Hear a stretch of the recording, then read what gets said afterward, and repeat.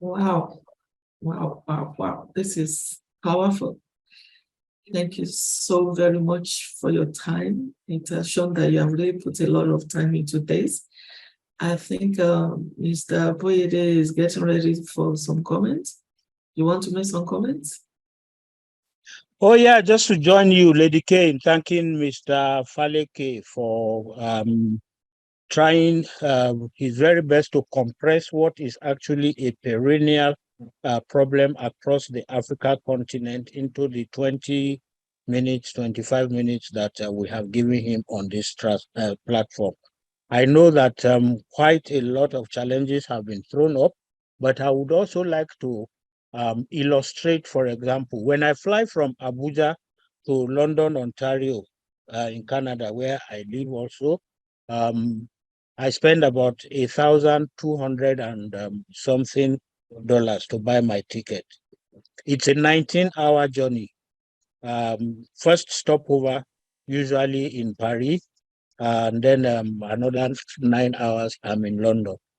From Abuja to Banjul, it's about, as the crow flies, it's about 3 hours, 10 minutes. It also costs, actually, it costs $1,300 for me to fly from Abuja to Banjul and back to Abuja. So, which means it's more expensive than flying from Abuja to London, Ontario. And I'm wondering, when I, as a businessman, add up this cost, does it make my product, which is of African origin, competitive and easy to gain a share of the Gambia market? Somebody flying from China to Banjul probably pays, if he takes a cheap economy ticket, he probably pays $1,100. So we've seen the cost, the high cost of movement of goods. But also, let's look at the cost of movement of persons, which goes back to the very first point that our guest speaker has made, the opportunity. Of course, it's coming out right now as a deficiency where we have just two airlines moving from Nigeria across West Africa. So it now brings up the opportunity of investment in aviation. We have in Europe, we have Cheapo Air, EasyJet, and all of those airlines that they just give you the basic, they fly you to where you want to go at the cheapest fare. Do we have any such initiative on the Africa continent? It's part of the things that the AFCFTA should bring as a benefit. There are so many of these instances, these challenges that we actually need to take a closer look on. Of course, AFCFTA cannot prosper if we are all speaking our different respective languages, and if we continue in the pre-AFCFTA culture of protectionism, every country wanting to protect its own industry by banning or making life difficult for products from sister Africa countries to enter them. All of this will have to come. I also want to quickly, in this short intervention, mention that at the point, I think in one of our earlier webinars, where the executive director, CEO of NEPC was actually the guest speaker, I had suggested the need for accentuated, for improved and enhanced economic diplomacy. A lot of these challenges that especially Nigerian products are facing on the ECOWAS sub-region will probably also be a matter, that can be more easily facilitated or resolved or absolutely removed with more spirited, active intervention of the government agency that is saddled with the responsibility. Mr. Faleke has said it, made reference to it. Imagine if NEPC were not on ground. Imagine if Nigeria High Commission, Banjul, did not accompany us to the cargo center. Imagine what could have happened to the first and second consignments.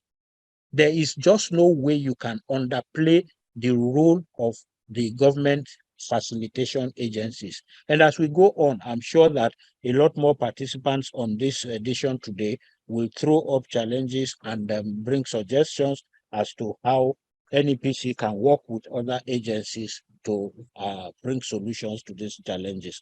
Once again, thank you so much, Mr. Faleke, for the very erudite presentation. We appreciate you. Thank you, sir. I appreciate the opportunity. Okay, thank you so very much. So we have Ibrahim Haruna. Are you there? Sure, I'm here. Okay, so let's have the points in summary, so it's easier for everyone to follow along. All right, thank you, Mr. Faleke, for a job well done. And I think I'm just going to quickly give a summary of some of the points that you have touched, looking at the African continental free trade. And so you talk about some of the deficiencies in terms of infrastructure deficiencies, you talk about logistics, and you talk about how long it takes to actually ship product within Africa. And in terms of, it could take an average of 3 months, for instance, to ship the product through the sea to Togo, and 2 weeks through air. And you also talk about the cost, how expensive it is, right? Too expensive to do.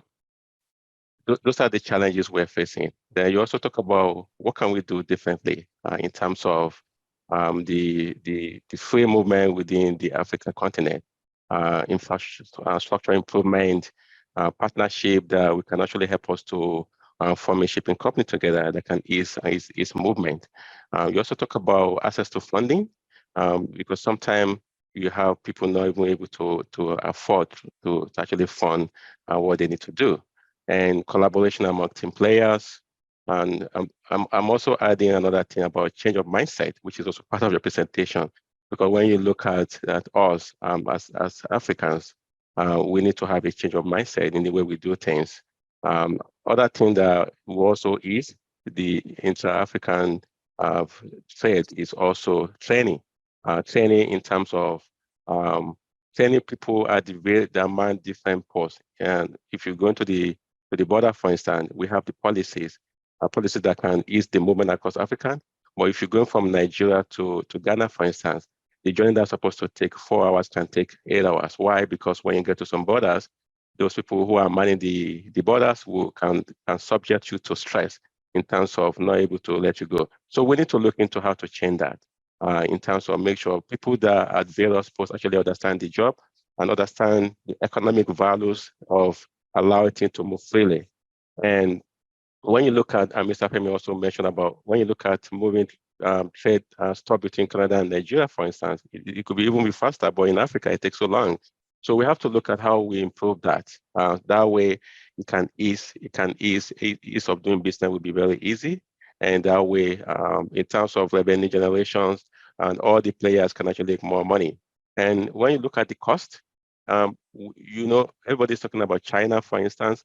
China, the reason why everybody goes there is because things are very cheap, right? So when you make your product to be cheaper, people can quickly buy it and you can sell more.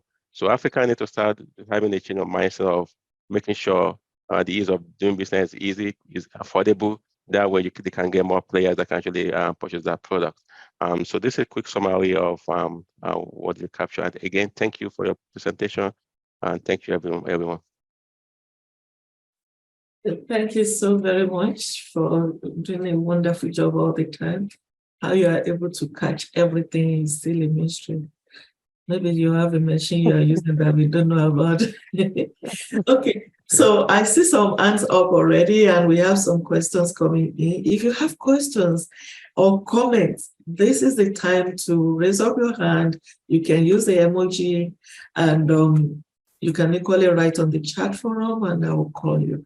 I see Lady Bosu Solari. Yes, she was our guest speaker the last time. I can see your hand up. Yes, thank you, ma'am. Can you hear me? Am I audible? You are very audible. Yes. Thank you very much. Good evening again, and it's a privilege to be here again. And to thank Mr. Faleke, Babatunde Faleke, for coming on board. It's you're well appreciated. Now, my comments will be in no particular order. One is to say the issue of the sea transportation, ocean transportation, I'm sure by next quarter or this year, that will be addressed because there is a project funded by Afrexim for Nigeria to have its own shipping line that will move towards the West Coast and Africa. We were supposed to have started last quarter of last year, but they said this quarter again, but we're not hearing anything about it. But it was actually discussed. We had a guest speaker during the Lagos Chamber Symposium, Export Group Symposium. So that's that one. Two, where we have issues about clearing of goods, I want to find out when those goods are moving, do we have somebody at the other end that should help us facilitate collection? Because sometimes if we're having these issues over and over, then I think we need to do things differently. We may find out how much, but we can find someone who can work with their customs there to do that. And that should be something that should be looked at later. Then another one is to look at, then coming back to MSMEs. When I spoke last month, that was what I dwelt on mostly. And I said, okay, I'm going to start to put this thing to practice. I'll be in Senegal next week for their trade fair. My one-way ticket is 293 by Air Côte d'Ivoire. And then when coming back, I'll go to Abidjan and from Abidjan to Togo. And there's a platform we put together for processors. And I wrote it there that I'm going for market intelligence and market survey. I am not going to the trade fair to go and sell. So give me your products so that I can penetrate these 3 countries, find stores, find market people, I'm staying 8 days in Senegal, but coming to Côte d'Ivoire because I'm already in talks with their trade ministry and co. I am going to talk and then because I just spoke to and I said, you're going to pay some transportation. My hotel is not, if it's just my one way, that is close to 300. Because when I get to Senegal to the trade fair ground, I'm going to spend about 20,000 to get to the trade fair. Though ITC is going to facilitate because the journey is being facilitated by ITC or Wacom. And then there's no single person that wants to even contribute 30,000. Meanwhile, I'm going to look for market for them. And so I just left them. I can do my own. I can pay my way, even though I'm having to look for that money. If I have to go and collect cooperative to be able to go on this journey. So for those of us who are SMEs, we need to do things differently. You cannot start looking for handouts every day you need something. And that's our attitude because we want everything to be free. The day somebody tells you you will foot half of the bill, you will see most of us will not go. And the idea is that if I can go to these 3 countries with their products, their samples, because it's easier when you give somebody a sample, the person tries it, then the person can say, oh, I like this product, I want to start to market it. And then we can move on. But I don't understand. Our people believe that when you are going for trade fair, it is just to go and sell. What are you going to go and sell? Why not do your market intelligence and give some free samples so that people can, from experience, book for it? That is that one again. Then another one, Mr. Faleke, I'm very sorry if you don't like this one, but let me apologize in advance. When last year, December, we had export for survival work. In fact, I had told the ED, I saw him when he came for this domestic deal. And I said, you people did export for survival only in Abuja, what of Lagos? And he said, madam, are you sure people will like it? I said, Lagos, yes, so trust Lagos now. We don't carry last. In fact, when that thing came, it was so horrible. Thank God, almost all the state offices of NEPC showed up. But when it is time to go for trade fair, it is these people that will not show up for anything. that will be part of those who will go. It is almost the same set of people that are going every time. We cannot, or even if they have to go every time, is it possible for NEPC to say, okay, if we have to pick you from Lagos State, for instance, give us 3 people that you are going to carry their product and go and showcase it. Let it not be only those people that are having their products showcased. Thank you so much. Thank you so very much. Thank you for the in-depth analysis and comments. We go next now to, and for those that may not know, Osusolami was the speaker for our last program. And you can get what she said in our flip book, and the information will be shared later by the IT team. So the next person I see here, I see Dr. Akonji asking if Mr. Faleke can please give the advantages of ETLS over AFCFTA, if there's any. And I think the answer is already there. He said is on his slide, if you can access it. Don't worry about accessing it. You're going to have everything later. Okay? We usually... I can actually advise that ETLS existed before AFCFTA was conceived. ETLS is simply an agreement among the ECOWAS countries that goods certified to be produced of origin member country origin and go into the other country free of duty. But just like Mr. Faleke mentioned in his presentation and illustration, this protocol exists on paper. Even with all the intervention that we have had here twice now in Banjul, the customs still expect that duties have to be collected because they see themselves as revenue centers.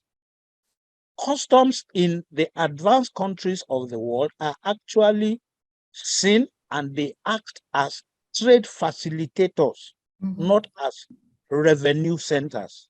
So because they see themselves as revenue centers, the objective of ETLS is already being smothered and not being achieved.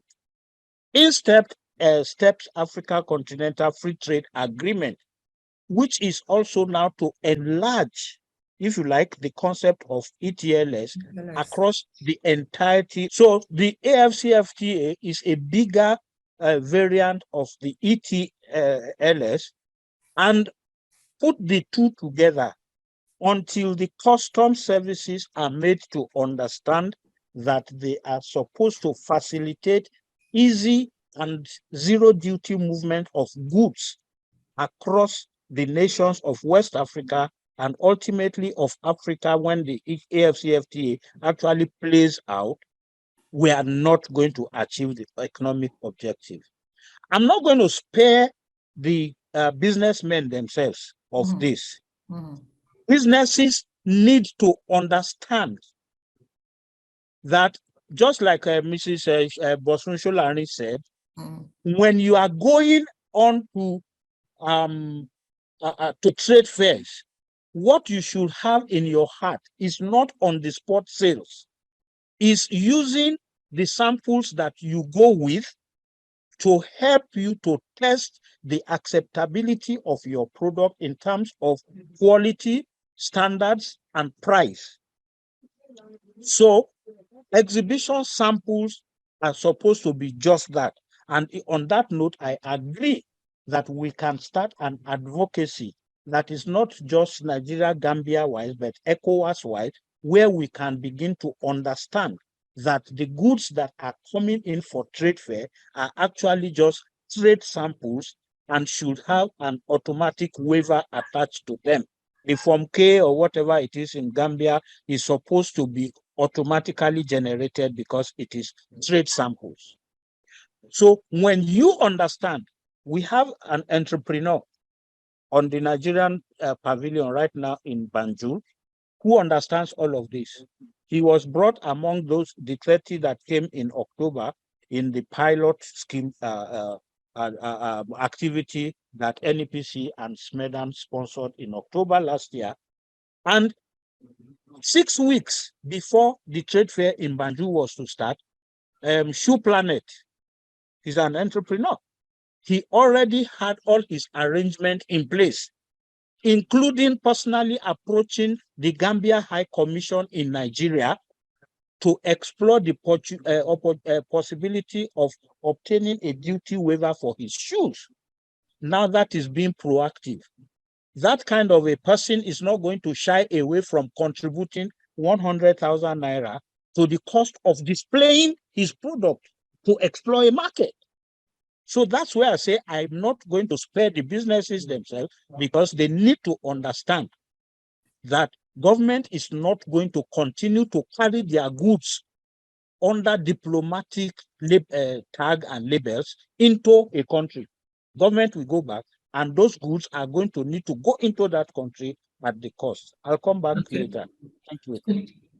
I still have one issue to tie to what you have explained, because I was raising that it wasn't that I didn't understand ETLS and after, but I raised that just to bring out what you have said and what Madame Bosun has also mentioned.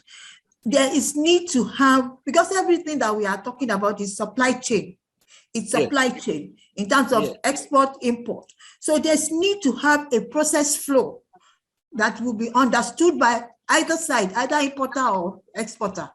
And in the process of having a process flow, we also need to have information flow chart. Information flow chart. If the information is not there, somebody could be clueless and is going into trading, into this kind of a cross-border trading. But if there's information chart flow, he will know what is expected of him.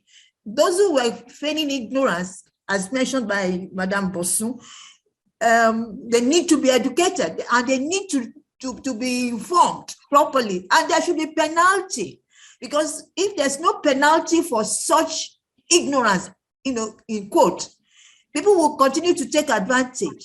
And we are very fond of it in Nigeria, because when we do anything wrong, there's no consequences. Okay. That's where I'm going. Thank you.